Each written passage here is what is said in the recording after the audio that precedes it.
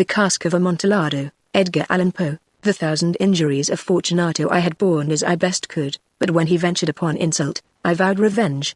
You, who so well know the nature of my soul, will not suppose, however, that I gave utterance to a threat. At length I would be avenged. This was a point definitely settled, but the very definitiveness with which it was resolved, precluded the idea of risk. I must not only punish, but punish with impunity. A wrong is unredressed when retribution overtakes its redresser.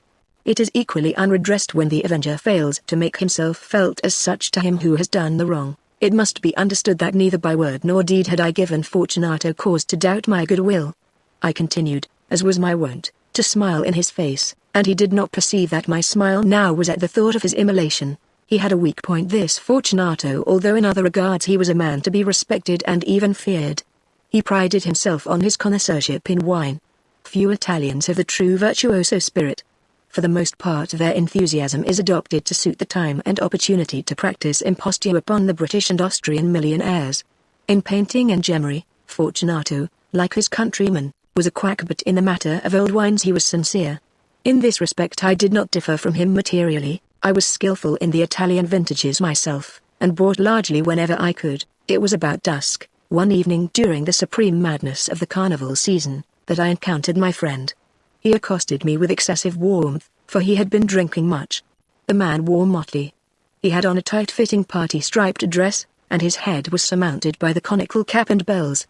I was so pleased to see him, that I thought I should never have done wringing his hand. I said to him, "My dear Fortunato, you are luckily met. How remarkably well you are looking today.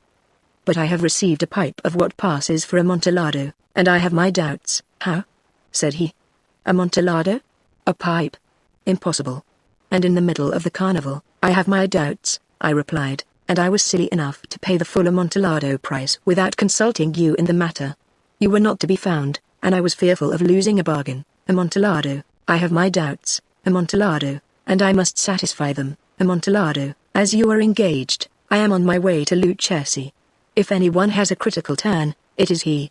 He will tell me, Lucchesi cannot tell Amontillado from sherry, and yet some fools will have it that his taste is a match for your own. Come, let us go." "Whither? To your vaults, my friend?" "No, I will not impose upon your good nature. I perceive you have an engagement." "Lucchesi, I have no engagement. Come, my friend." "No. It is not the engagement, but the severe cold with which I perceive you are afflicted. The vaults are insufferably damp. They are encrusted with nitre. Let us go, nevertheless. The cold is merely nothing. Amontillado, you have been imposed upon. And as for Lucchesi, you cannot distinguish sherry from Amontillado." Thus speaking, Fortunato possessed himself of my arm. Putting on a mask of black silk, and drawing a roquelaire closely about my person, I suffered him to hurry me to my palazzo. There were no attendants at home. They had absconded to make merry in honor of the time. I had told them that I should not return until the morning, and had given them explicit orders not to stir from the house. These orders were sufficient, I well knew, to ensure their immediate disappearance, one and all. As soon as my back was turned, I took from their sconces 2 flambeaux, and giving one to Fortunato, bowed him through several suites of rooms to the archway that led into the vaults. I passed down a long and winding staircase, requesting him to be cautious as he followed. We came at length to the foot of the descent, and stood together on the damp ground of the catacombs of the Montesses. The gait of my friend was unsteady, and the bells upon his cap jingled as he strode. "The pipe," said he. "It is farther on," said I, "but observe the white webwork which gleams from these cavern walls." He turned towards me, and looked into my eyes with 2 filmy orbs that distilled the rheum of intoxication. "Nitre?" he asked, at length. "Nitre," I replied. "How long have you had that cough?" "Ugh! Ugh! Ugh!" exclamation mark ugh! Ugh! Ugh! exclamation mark ugh! Ugh! Ugh! exclamation mark ugh! Ugh! Ugh! exclamation mark ugh! Ugh! Ugh! My poor friend found it impossible to reply for many minutes. "It is nothing," he said, at last. "Come," I said, with decision, "we will go back. Your health is precious. You are rich, respected, admired, beloved. You are happy, as once I was. You are a man to be missed. For me it is no matter. We will go back. You will be ill, and I cannot be responsible. Besides, there is Lucchesi." "Enough," he said, "the cough is a mere nothing. It will not kill me. I shall not die of a cough." "True, true," I replied, "and, indeed, I had no intention of alarming you unnecessarily, but you should use all proper caution. A draught of this Medoc will defend us from the damps." Here I knocked off the neck of a bottle which I drew from a long row of its fellows that lay upon the mould. "Drink," I said, presenting him the wine. He raised it to his lips with a leer. He paused and nodded to me familiarly, while his bells jingled. "I drink," he said, "to the buried that repose around us, and I to your long life." He again took my arm, and we proceeded. "These vaults," he said, "are extensive." "The Montesses," I replied, "were a great and numerous family. I forget your arms, a huge human foot, or, in a field azure, the foot crushes a serpent rampant whose fangs are embedded in the heel, and the motto, Nemo me impune lacessit, good," he said. The wine sparkled in his eyes and the bells jingled. My own fancy grew warm with the Medoc. We had passed through walls of piled bones, with casks and puncheons intermingling, into the inmost recesses of catacombs. I paused again, and this time I made bold to seize Fortunato by an arm above the elbow. "The nitre," I said, "see, it increases. It hangs like moss upon the vaults. We are below the river's bed. The drops of moisture trickle among the bones. Come, we will go back ere it is too late." "Your cough, it is nothing," he said, "let us go on. But first, another draught of the Medoc." I broke and reached him a flagon of de Grave. He emptied it at a breath. His eyes flashed with a fierce light. He laughed and threw the bottle upwards with a gesticulation I did not understand. I looked at him in surprise. He repeated the movement, a grotesque one. "You do not comprehend?" he said. "Not I," I replied. "Then you are not of the Brotherhood." "How? You are not of the Masons?" "Yes, yes," I said. "Yes, yes, you?" "Impossible." "A Mason, I replied. "A sign," he said, "a sign." "It is this," I answered, producing a trowel from beneath the folds of my roquelaire. "You jest," he exclaimed, recoiling a few paces. "But let us proceed to the Amontillado." "Be it so," I said, replacing the tool beneath the cloak and again offering him my arm. He leaned upon it heavily. We continued our route in search of the Amontillado. We passed through a range of low arches, descended, passed on, and descending again, arrived at a deep crypt, in which the foulness of the air caused our flambeaux rather to glow than flame. At the most remote end of the crypt there appeared another less spacious. Its walls had been lined with human remains, piled to the vault overhead, in the fashion of the great catacombs of Paris. 3 sides of this interior crypt were still ornamented in this manner. From the 4th side the bones had been thrown down, and lay promiscuously upon the earth, forming at one point a mound of some size. Within the wall thus exposed by the displacing of the bones, we perceived a still interior recess, in depth about 4 feet, in width 3, in height 6 or 7. It seemed to have been constructed for no especial use within itself, but formed merely the interval between 2 of the colossal supports of the roof of the catacombs, and was backed by one of their circumscribing walls of solid granite. It was in vain that Fortunato, uplifting his dull torch, endeavored to pry into the depth of the recess. Its termination the feeble light did not enable us to see. "Proceed," I said. "Herein is the Amontillado."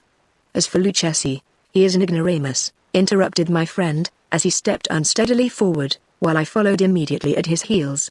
In an instant he had reached the extremity of the niche, and finding his progress arrested by the rock, stood stupidly bewildered.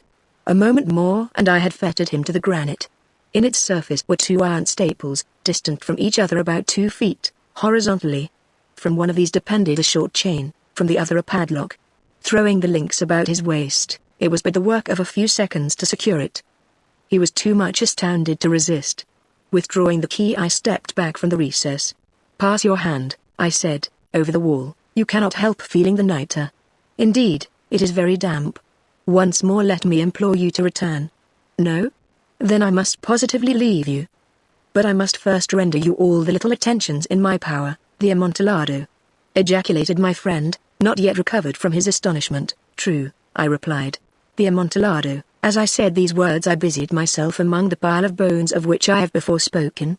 Throwing them aside, I soon uncovered a quantity of building stone and mortar. With these materials and with the aid of my trowel, I began vigorously to wall up the entrance of the niche. I had scarcely laid the first tier of the masonry when I discovered that the intoxication of Fortunato had in a great measure worn off. The earliest indication I had of this was a low moaning cry from the depth of the recess. It was not the cry of a drunken man. There was then a long and obstinate silence. I laid the 2nd tier, and the 3rd, and the 4th, and then I heard the furious vibrations of the chain. The noise lasted for several minutes, during which, that I might hearken to it with the more satisfaction, I ceased my labors and sat down upon the bones. When at last the clanking subsided, I resumed the trowel, and finished without interruption the 5th, the 6th, and the 7th tier. The wall was now nearly upon a level with my breast. I again paused, and holding the flambeaux over the mason work, threw a few feeble rays upon the figure within. A succession of loud and shrill screams, bursting suddenly from the throat of the chained form, seemed to thrust me violently back. For a brief moment I hesitated, I trembled. Unsheathing my rapier, I began to grope with it about the recess, but the thought of an instant reassured me. I placed my hand upon the solid fabric of the catacombs, and felt satisfied. I reapproached the wall, I replied to the yells of him who clamoured. I re-echoed, I aided, I surpassed them in volume and in strength. I did this, and the clamour grew still. It was now midnight, and my task was drawing to a close. I had completed the 8th, the 9th, and the 10th tier. I had finished a portion of the last and the 11th, there remained but a single stone to be fitted and plastered in. I struggled with its weight, I placed it partially in its destined position. But now there came from out the niche a low laugh that erected the hairs upon my head. It was succeeded by a sad voice, which I had difficulty in recognizing as that of the noble Fortunato. The voice said, "Ha! Ha! Ha!" He exclamation mark, a very good joke indeed, an excellent jest. We shall have many a rich laugh about it at the palazzo. He exclamation mark over our wine. The Amontillado. I said, he exclamation mark, he exclamation mark, yes, the Amontillado. But is it not getting late?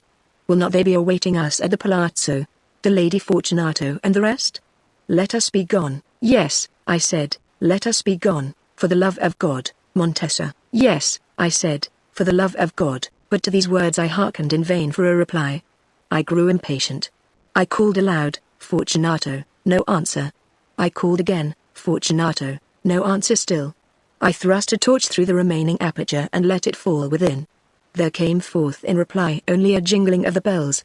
My heart grew sick on account of the dampness of the catacombs. I hastened to make an end of my labor. I forced the last stone into its position, I plastered it up. Against the new masonry I re-erected the old rampart of bones.